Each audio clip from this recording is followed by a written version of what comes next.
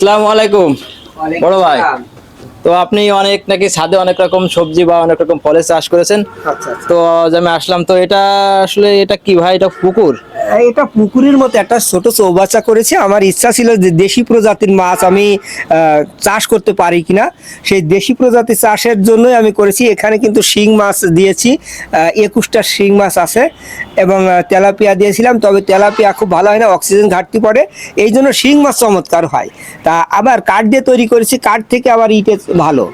খরচ প্রায় একই, 2500 টাকা মতো খরচ হয়েছিল। ইটে হইলে সর্বোচ্চ 3000 টাকা খরচ হবে এবং সেটা সারা জীবন যাবে।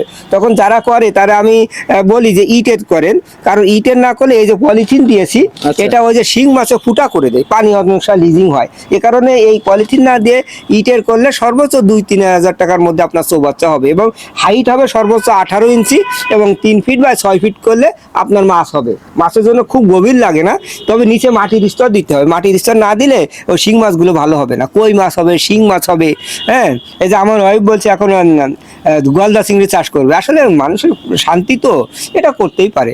আচ্ছা ভাই, আপনি কি মাছ কি ব্যবসার জন্য না বাড়ি না খাওয়ার না, জন্য এটা করেছেন? বাড়ির জন্য। ব্যবসা এতটুকু জায়গায় কি করে ব্যবসা হবে বলে। আচ্ছা, এই পুকুরকে আপনি বড় করে করার চিন্তা ভাবনা আছে নাকি? আমি চৌবাচ্চা আকারে সাদে তো বড় করে করব না, চৌবাচ্চা করেই করব। এর থেকে হয়তো 1 ফুট বাড়াই আচ্ছা, দিলে। আমার যাই হোক, আপনি অনেক রকম ফলের চাষ করেছেন, যা দেখলাম ভালো লাগলো। তো এই পুকুরে আমি এটা করতে চাই, তো এটা করতে গেলে কি দেখি বা আপনার হ্যাঁ, সাথে প্রথম আমার সাথে যোগাযোগ করলে বলে দেবো, আমি ডিজাইন দিয়ে দেবো যে আপনি কিভাবে তৈরি করবেন। সহজেই ডিজাইন দিয়ে দিলে ইট দিয়ে করতে পারবেন এবং যে কোনো জায়গায়, ছাদে হোক, যেখানে জায়গায় করতে পারবেন।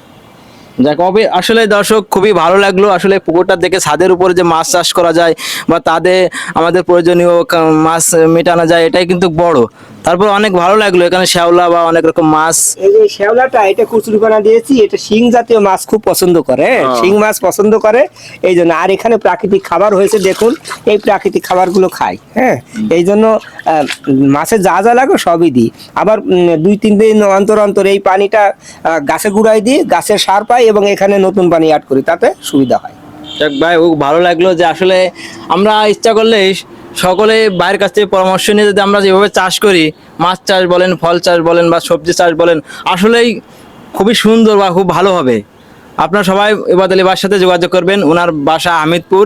তো স্ক্রিনে আমি ওনার নাম্বার দিয়ে দেবো, আপনারা অবশ্যই ওনার সাথে যোগাযোগ করে যে চাষ করতে ইচ্ছুক অবশ্যই যোগাযোগ করবেন। সবাই ভালো থাকবেন, সুস্থ থাকবেন। আসসালামু আলাইকুম।